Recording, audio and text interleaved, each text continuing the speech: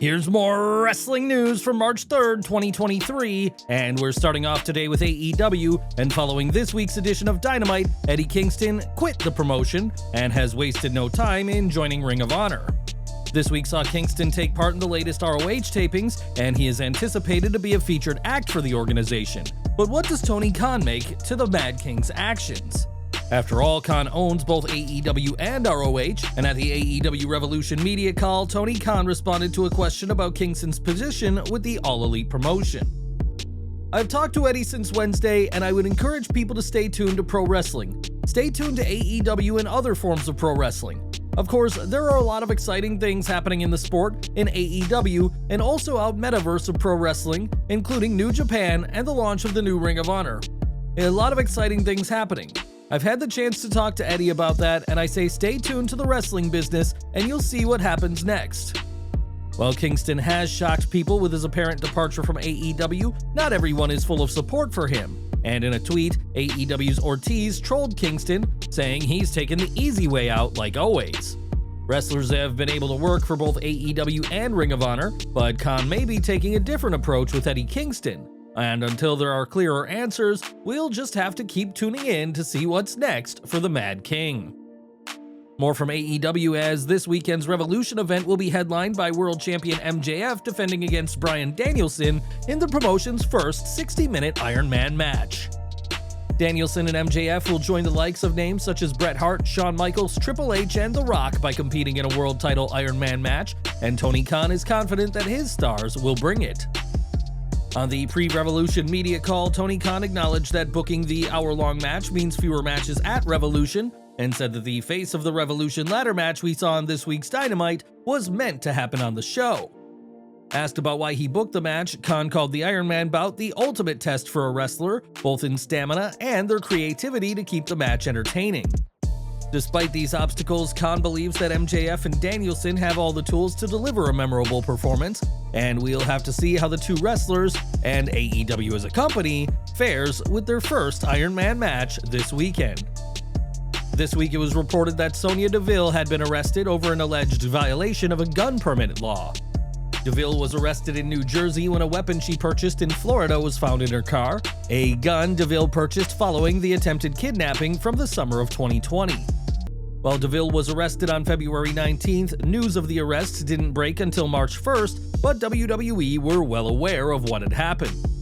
Ringside News were told that WWE's creative team were informed of her arrest when it happened, as if they hadn't been told, then there could have been issues if she had been booked in the short term.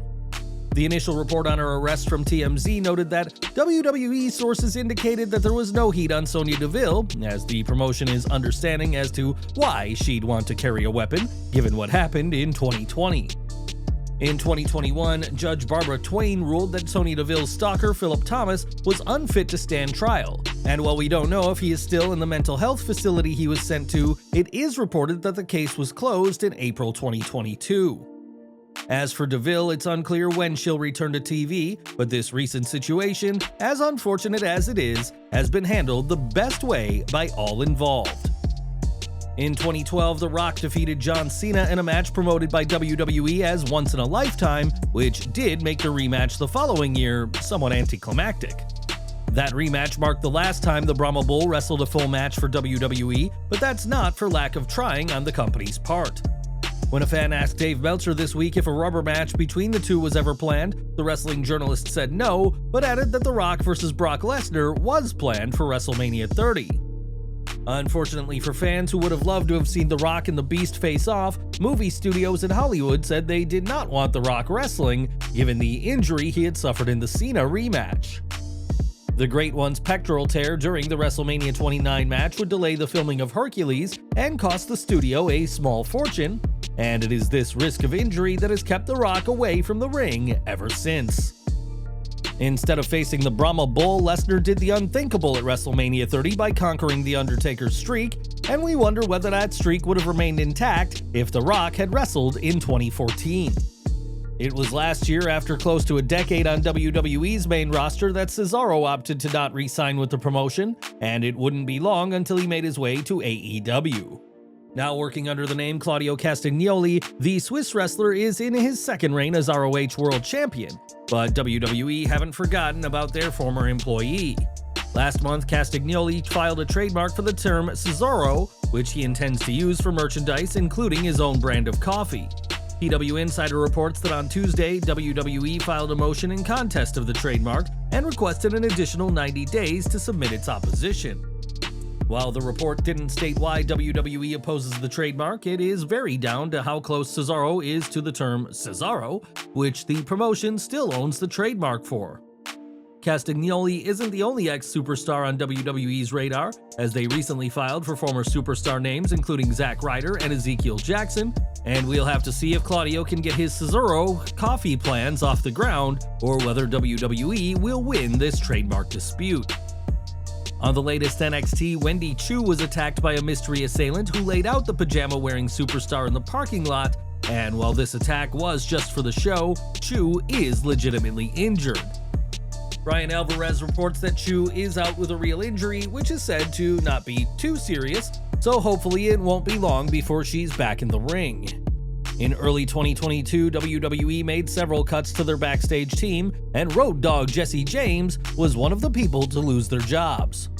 On the latest edition of the Oh You Didn't Know podcast, Dogg opened up about his WWE release in detail and revealed that Becky Lynch was one of the few superstars to contact him after being cut. James said it blew his mind to think that Lynch cared about his situation, adding that he's seen something special in the man since her first day with WWE. Road Dogg wouldn't be out of work for long as Triple H rehired him in the summer as WWE's Senior Vice President of Live Events, a role the Hall of Famer holds to this very day. Since he turned heel in Cardiff, Dominik Mysterio's character has been somewhat inspired by Eddie Guerrero, with Dom even calling himself this generation's version of Latino Heat. Dominik's comparison has certainly drawn the ire of crowds who find the comparison to be both inaccurate and inappropriate, but Dominik is well aware of what he is doing. During the Cheap Heat podcast, Dominik said that he has spoken with Eddie's wife Vicky about the comparison and has checked with her that what he is doing is not crossing a line for the Guerrero family. Dominik said out of character that he doesn't want to create any problems and that he has nothing but love and respect for what Eddie did during his wrestling career. Interestingly, it was reported recently that Vicky's tenure with AEW will be coming to an end soon enough, and that she is looking to pursue ventures outside of the wrestling world. While Vicky has big plans for away from the ring, we imagine WWE would like to bring her in for an on-screen confrontation with Dominik, and what have you made to the self-professed Eddie Guerrero of this generation? Let us know in the comments. And we're ending today with some news from Impact Wrestling, as one of the promotion's stars recently suffered a very dangerous botch.